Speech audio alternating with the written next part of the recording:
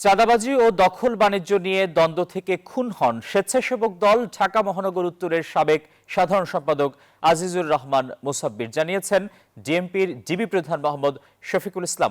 শনিবার রাজধানীর DMP media সেন্টারে সংবাদ সম্মেলনে এ তথ্য জানান তিনি।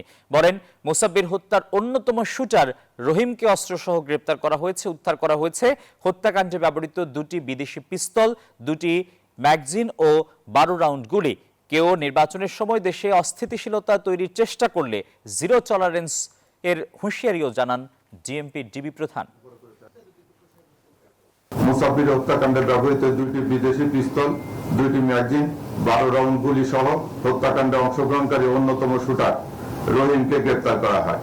এই বিষয়ে নরসিংদী জেলার মাধবদী থানায় অস্ত্র আইনে একটি মামলা দায়ের করা হয়েছে। অপতৎপরতার ব্যাপারে আমরা জিরো টলারেন্স, এটা আমরা যেটা বলি, এরকম কোনো অপতৎপরতা করা যাবে না।